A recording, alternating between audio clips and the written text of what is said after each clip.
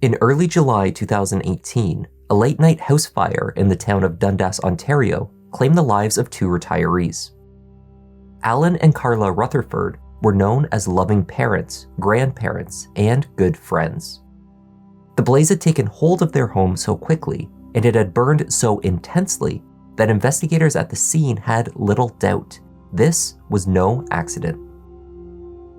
But who could possibly have wished harm on the Rutherfords? Before the night was over, homicide detectives would be handed their first and most crucial lead. Alan's dying declarations pointed the finger directly at the individual that he said had lit a match in his bedroom and set the house aflame. Hi everyone, I'm Kevin and welcome to Just Thought Lounge. Today's case begins with an accusation. It is enough to set the path of an investigation that would include months of surveillance, search warrants, interrogations, and finally, a case for conviction. Let's take a look.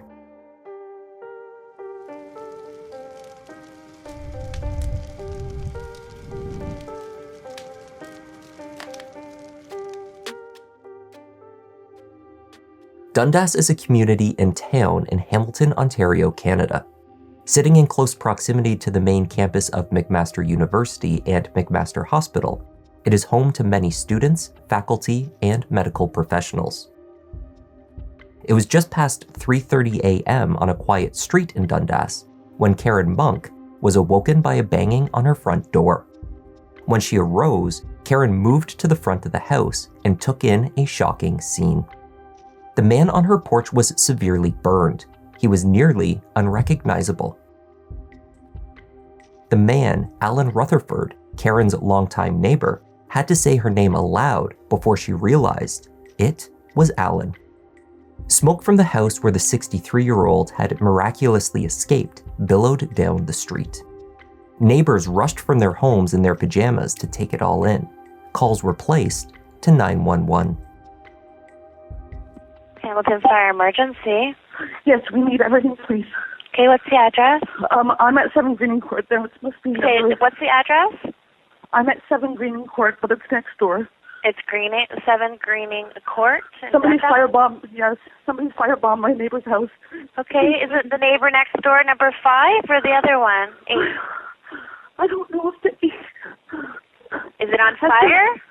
Yes, there's smoke. The whole street is smoke. My neighbor's bleeding. He's covered in burns. It took only 6 minutes for police and firefighters to arrive on Greening Court. Alan, or Al Rutherford, was rushed to the hospital by emergency medical services. His wife Carla, he said, was still inside the burning house. He had been unable to save her. Police could not make their way inside the home. The fire had grown too intense.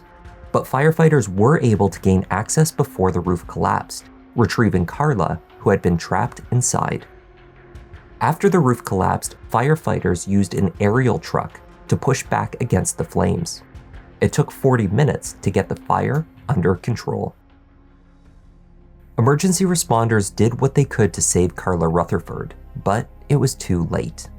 The 64-year-old died on the way to the hospital. Her husband was transported to hospital as well, in critical condition. Al also died later that afternoon. Despite suffering burns on over 90% of his body, Al had managed to escape the house by breaking the bedroom window and falling roughly 3 meters to the ground below. The 63-year-old then attempted to return through the flames for his wife and 2 dogs before seeking help from his neighbor. The couple's 2 chocolate labs, who were in the basement, escaped the house unharmed. No one else had been inside the home. Hamilton firefighters had successfully isolated the blaze from neighboring houses. When the Ontario Fire Investigations team arrived, they were able to establish a few facts almost immediately. First was that the fire was set intentionally. A thorough analysis needed to be conducted, of course, but all signs suggested that this was no accident. In the upstairs master bedroom, where Al and Carla had been sleeping that night, the fire burned clear through the hardwood flooring and to the basement far below. Above, the flames had taken out the ceiling and a large portion of the roof. The bed was incinerated, leaving behind a metal frame and the coils of the box spring. The window to the room was slid open and broken. A tin with a collection of coins melted inside was retrieved from the bedroom rubble. Meanwhile, whole sections of the remaining house were untouched. The kitchen was intact. Shoes sat by the front door. The cars parked in the driveway out front, and the gazebo with a barbecue and propane tank in the back were likewise untouched. The fire had caught quickly and burned intensely. It had been started where the damage was the most severe, in the master bedroom. A forensics officer discovered a red and white box of wooden touch matches with red tips sitting just inside of the front door. The box holds 40 matches. There were 39 inside. Around the corner from the house, another matchbox was found. Some matches burnt and others not. These were the same brand that were located inside of the Rutherfords' home. The fire had been substantial, yet localized in the bedroom. Items that remained in this area were collected for testing. These included a book and a handful of clothing that had escaped the flames while tucked under other items near to the bed. Fire investigators found these items soaked in medium petroleum and ignitable fluid. Testing could not determine the specific source, however. It could have been a barbecue lighter, kerosene, or even paint thinner. It was deduced that the fire was lit by the bedroom doorway. Otherwise, the person lighting it would have caught on fire.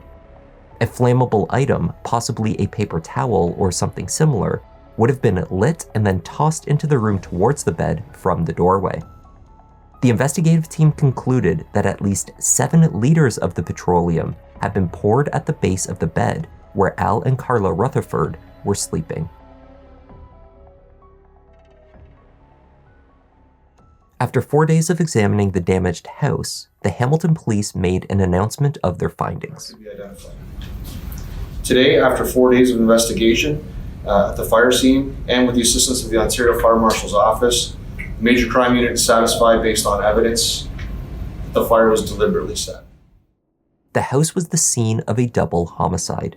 Detectives were already following leads to find the killer. Though the Rutherfords did not have any security cameras on their property, neighbors did. A home a few doors down captured an individual pacing on the street that night at 3:09 a.m. The figure is shown holding something that flashes, burns, and then fades out. It was almost certainly a match. At 3:30 a.m., the figure is shown again, running away from the Rutherfords' house. Who was the man in the video? And who would have wished harm on Al and Carla Rutherford? The couple met as co-workers at the Hamilton Health Science Lab at McMaster University. Both had 2 adult children from previous marriages. Al, 2 daughters, Allison and Amelia, and Carla, 2 sons, Chris and Richard. When Al and Carla married in the spring of 2007, they moved into the home on Greening Court in Dundas, where Carla had raised her 2 boys. Carla was an avid reader, mostly murder mysteries, and Al was very active. He was a fitness buff who ran races, including the Boston Marathon, and loved cycling. Together, the couple retired and enjoyed traveling and sailboating. After a relationship spanning 2 decades and a marriage of 11 years, the two were the picture of a loving partnership.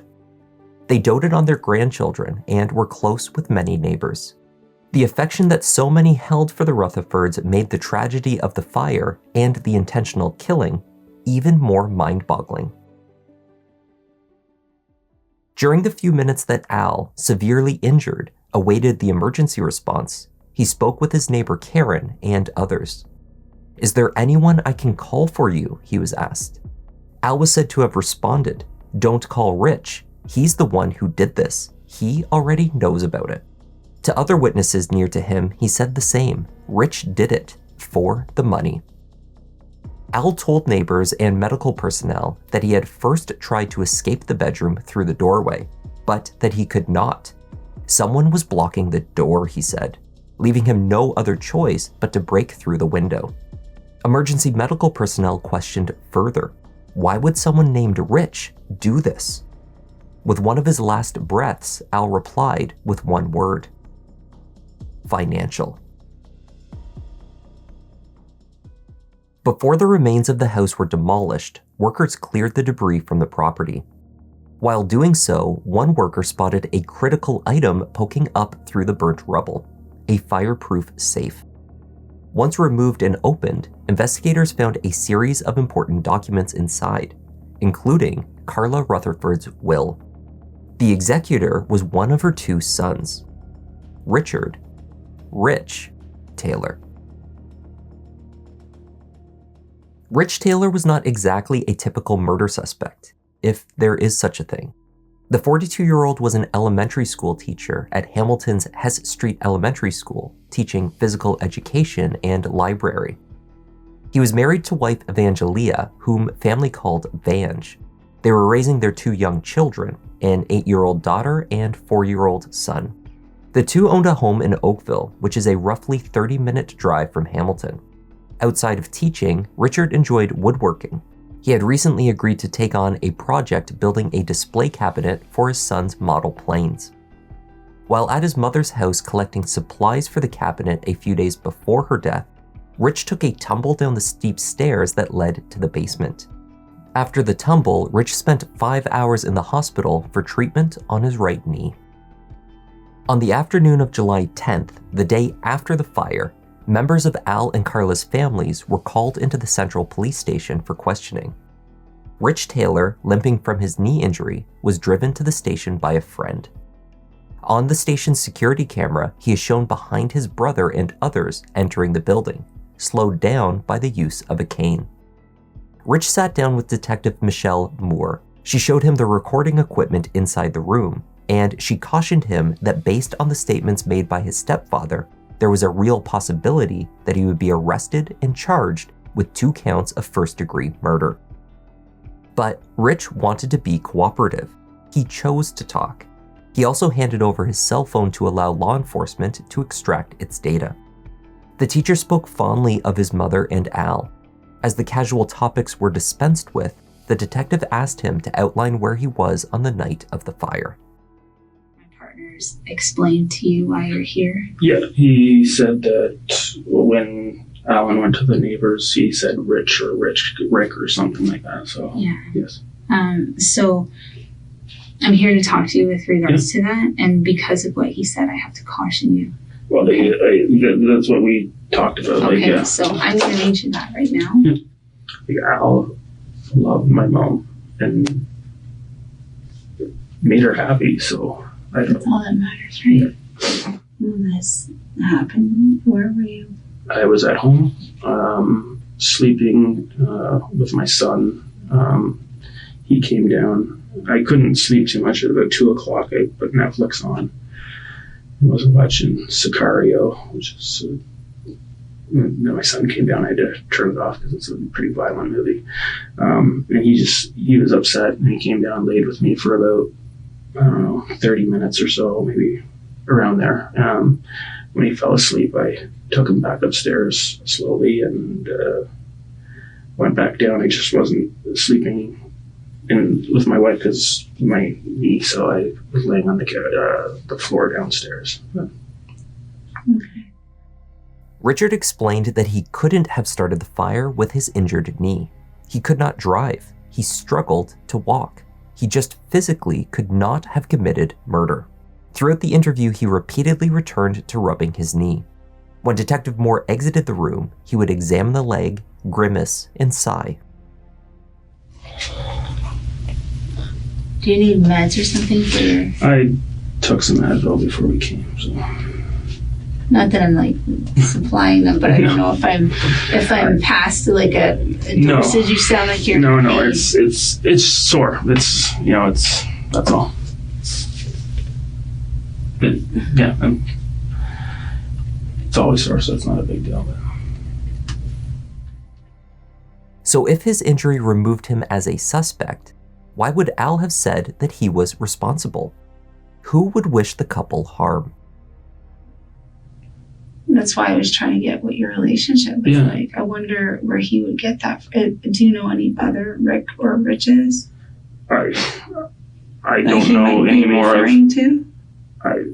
Like the detective in there said, he goes, maybe he was trying to get them to calm. But even like this morning, I said, I don't know anybody on that street.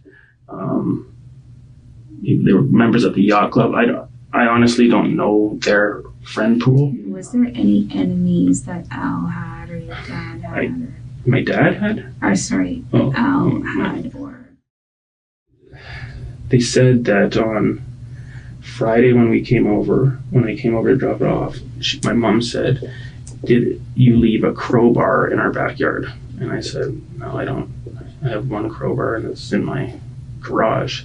She's like, oh, because Al found a crowbar in the backyard. I'm like, I thought, I didn't think much of it. And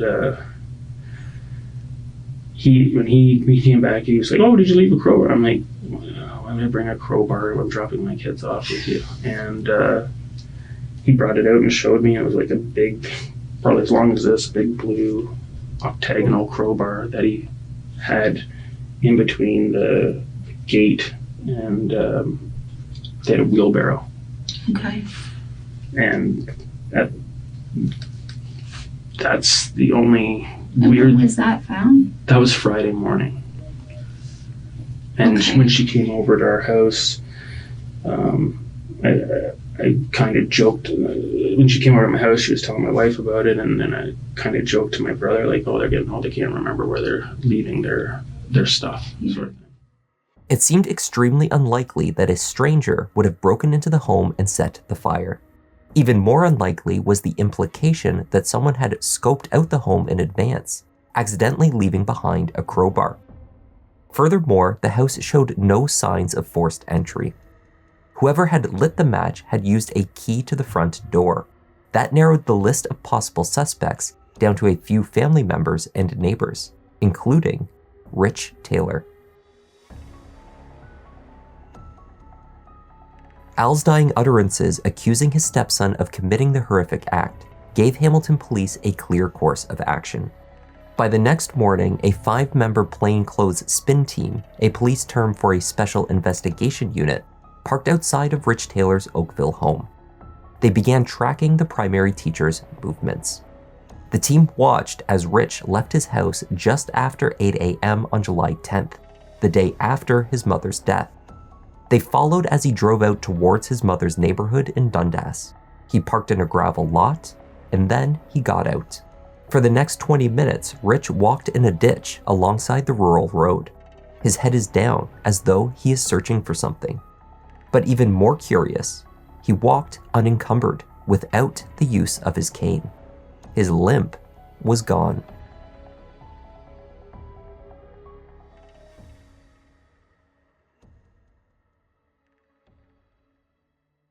Two days later, Richard returned to the police station with the aid of his cane. He may have been collecting his cell phone following the analysis. He was not interviewed on that day. Afterwards, he drove to Tim Hortons, Canada's most ubiquitous coffee shop chain, and then on to the bank. In the parking lot of the bank, the spin team recorded as he exited his vehicle without his cane and moved around, pacing while on his phone. The next day, July 13th, he accompanied his brother Chris back to the police station. There, and again 2 days later at his mother's funeral, Rich leans heavily on his cane. He appears unable to move around without it. A warrant was obtained to search Richard Taylor's house in Oakville. Inside, investigators found the home somewhat cluttered and unkept. Most noticeable were the fast food menus. A fan of Tim Hortons, Rich had developed a habit of buying daily breakfast and occasional lunches at the restaurant for himself and his children. On the weekends, he picked up coffee, lunch, and treats to bring over to his mother's house. Rich spent money at Timmy's multiple times a day, nearly every day, and he had done so for years. The family appeared to live off of takeout. Other frivolous purchases also stood out. In the children's dresser drawers, police found piles of unworn clothes with the tags still attached, for example. Documents located in the home were compiled to assess the family's financial health. What they found were multiple maxed out credit cards. The interest alone was in the thousands. Bills were overdue. He had defaulted on bank loans totaling more than $70,000. The home internet had been cut off. Rich had reportedly used his Wi-Fi hotspot from his cell phone as a workaround, but then the internet would cut out at the house every time he left. Bad service, he said. The gas provider had also threatened to cut off service. Over the previous 18 months, his accounts had slid in and out of overdraft. Aside from the equity that he had in his home, Richard was in debt an estimated $285,000 Canadian dollars. Also inside the house, police located a receipt from a Shoppers Drug Mart, time-stamped 8 hours before the murders. Security video from the store showed Rich shopping with his family. They also noted that he was not limping. While police were inside his house, Rich sat in a police cruiser. He was adamant that Al's dying statements about him were absurd. He was recorded as stating, "I can't even walk down the steps. I can't drive. I mean, how am I getting there? I can't even walk down. How am I going to get there and light their house on fire?" When asked if he was having any financial difficulties, his answer was brief. "No," he said simply. Meanwhile, investigators in his kitchen opened a drawer and found a box of matches. Touch brand wooden matches with red tips. The same brand found at his mother's house, and those discarded under a tree less than a block away. On January 23, 2019, Detective Barazik of the Hamilton Police Department held another press conference. The investigative team is announcing that Richard Taylor, 42 years old, of Oakville, has been arrested and charged with 2 counts of first-degree murder in the deaths of his mother, Carla Rutherford, and his stepfather, Alan Rutherford. We believe Richard Taylor acted alone, and the murder of his mother and stepfather was financially motivated. Upon his arrest, Richard was brought in for questioning once again, this time with Sergeant Troy Ashbaugh. Richard? Yes. Troy Ashbaugh. Sorry to meet you under these circumstances. A couple of things I want to make sure you understand. Everything in here is going to be audio and video recorded. He was confronted with his earlier lies about his financial situation. Was that not a motive for murder? By this time, investigators had spoken with multiple friends and family members from whom Rich had borrowed money over the years. He had not repaid them. Rich discounted his financial situation as a motive. It would be years before he would even see any of his mother's money, he said. A claim that was demonstrably false. The previous summer, a check for over $17,000 from Carla's life insurance company was deposited into Rich's account. That same day, there was a $4,000 cash withdrawal. Despite also receiving a few thousand in regular pay during this time, just over a week later, the account was down to $10,000. By October, it was overdrawn. Rich had spent all the money he had, mostly at restaurants. He explained that his spending habits during this time came down to grief. He ate, he said, because he was distraught over the murder of his mother. Rich also received at least $21,000 from a joint account with his brother, created to disperse money from their mom's tax-free savings account. Over $6,800 in probate fees owed from that account were not paid. Rich claims the check he wrote was lost in the mail. His brother Chris ended up paying it. Rich was unaware of the existence of 2 key pieces of incriminating video evidence: the spin team's surveillance of his ditch walk the day after the murders, and the home security camera that captured a man lighting matches on the street just prior to the house fire. When examining the security footage from the neighbor's home, Rich dodged every attempt to acknowledge that the figure in the video was lighting a match. His avoidance is made more suspicious given the proximity of the camera footage to the house fire, in both location and timing. But maybe the footage shows nothing more than a cell phone, or maybe kids with fireworks. What I'm looking for, what would you describe happening in that video? Well, there's some sort of flash of light coming out, but there's a person walking and They went back and forth, and there was some sort of flash of light. And what do you think the flash of light was? I don't know. It could have been something on fire. I didn't know what it was at first when I saw it. It looked like a flash on them. Yep. I don't know. When that happened, I thought it was maybe a cell phone or something, like a light. I get that too. I'd never thought of that. Like it could be like a firecracker or something. I don't know. And then he walks back. The surveillance taken by the spin team of his ditch walk the day after the murders was played for Rich multiple times. So who's that walking in the ditch? I don't know. Don't recognize that person? Play it again? No. Who's that? I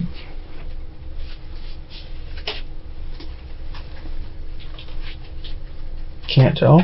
Can't tell? Who do you think it might be? It looks like it could be me. It is you. So what were you doing walking in that ditch? I'd driven by there the day before. After I heard my mom, I went for a drive by myself.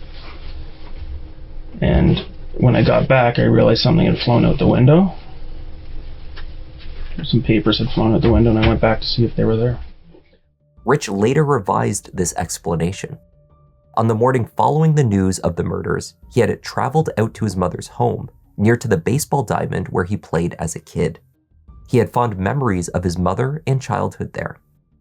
At the diamond, he wrote down what he called love memories about his mother.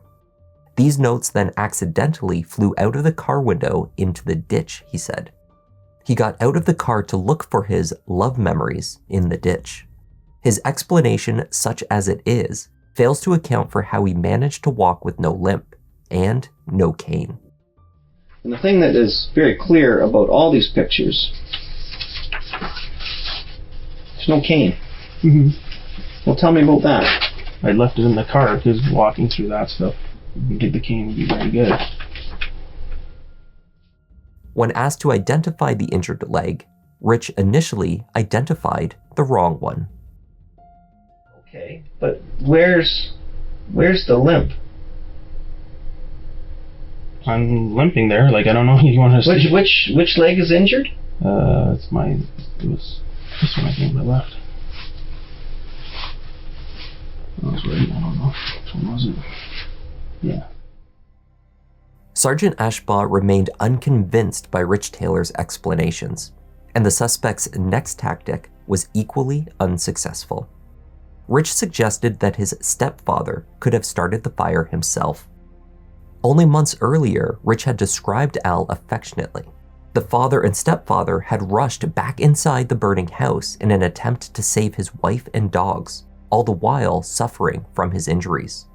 Nonetheless, Rich suggested that Al had killed his mother. Because I didn't do it, and I don't think you looked into other avenues either that much, so. What other avenue should I look into? Well, I've talked to 2 police officers who, when I say what we knew, say it looks like Al did it. You're saying Al killed your mom and then I'm saying accidentally killed himself and then blames you. That's what you're saying? I'm saying it's a possibility. Sergeant Ashbaugh then outlined to Rich the theory that investigators had developed. Rich had made the 30-minute drive from Oakville to Dundas at around 3 a.m. His wife believed he was asleep downstairs with his bad knee and never came down to check on him. He paced on the street around the corner, lighting matches and working up the courage to do the deed. Then, he quietly entered his childhood home using a spare key. Items at the foot of the bed were soaked in an ignitable fluid. From the bedroom doorway, he lit the match and threw it towards the bed. It can be deduced from Al's later statements that the 63-year-old awoke, perhaps even spotted Rich, and tried to leave via the bedroom door. He could not escape this way, however, because Rich was holding it shut. Ontario's Attorney General decided the case would go straight to trial with no preliminary hearing. They believed that the evidence was overwhelming. During the trial, which lasted roughly 4 weeks, Evangelia Taylor testified to the devious means through which her husband had concealed their financial difficulties. Amongst the documents seized from their home were fake bank statements, showing that the family had tens of thousands of dollars in savings. Rich had used original bank statements with new numbers cut and taped onto them to fool his wife. Believing they were financially secure, Evangelia had planned a family vacation to Greece. The flights had been a gift, but once the family landed, they would need to pay for hotels and food. Yet, there were no working credit cards, and only a few dollars remaining in Rich's account. The defense team argued that poor spending habits and lying to one's wife does not make someone a murderer. However, the timing of this planned trip was crucial. The family was due to fly out only 2 days following the murders. This marked the end of the line for Rich's lies, unless he implemented a horrific plan to cover his debts. By the time of the trial, Evangelia had separated from her husband. She also managed to clear the debt by placing the family home on the market. The sale covered outstanding debts and left her a small profit. Selling the home had been an option to Rich to rid himself of the debt for years. The Crown prosecutors argued that Richard refused this option out of sheer pride. It would have meant admitting to his debts and his lies. On the stand, Richard admitted to faking the extent of his knee injury. He was also ashamed, he said, for lying to friends and family members for years about his finances. But he was not lying about the fire. He was not a murderer. The Crown prosecutor questioned him. It was only because of Al's dying words that police knew, wasn't it? To which Rich responded, "I was at home. If Al had not had the strength to jump out of the window, you would have gotten away with it." Rich said, "I haven't gotten away with anything. I did not kill my mother and Al." After 2 days of deliberations, the 6 men and 6 women of the jury found Richard Taylor guilty of 2 counts of first-degree murder. The conviction in Canada is punishable by a mandatory life sentence with no chance of parole for 25 years. During the sentencing, Superior Court Justice Tony Scarica assured the jury that he would have come to the same conclusion that they did. The judge spoke directly to Rich Taylor. "You were a very unusual criminal." The judge noted that he had a happy upbringing, a loving mother, and a supportive stepfather. "How you turned out this way with your background is beyond me," the judge stated. "You're a monster, and you should never see the light of day. You threw that match." Crown prosecutors and the Hamilton police later told the public that it was Al Rutherford that ensured justice in this case. His dying declarations led straight to the killer. It was a tragic, horrific case. Alan was a hero in jumping out the window and telling everyone who did this. Without Alan pointing us in the right direction, we may not have been able to do this for the family and get to the proper conclusions. Richard Taylor has filed an appeal of his conviction. He argues in part that Al Rutherford's statements to neighbors and emergency responders at the scene are hearsay, not dying declarations, and should never have been presented as evidence at his trial. It could be years before all of his appeals are exhausted. And that was the tragic case of Carla and Al Rutherford. If you like how we presented this case, then please consider subscribing to ensure you see JTL's latest videos. Thanks for watching. I'm Kevin. This is Just Thought Lounge, and I'll see you in the next one.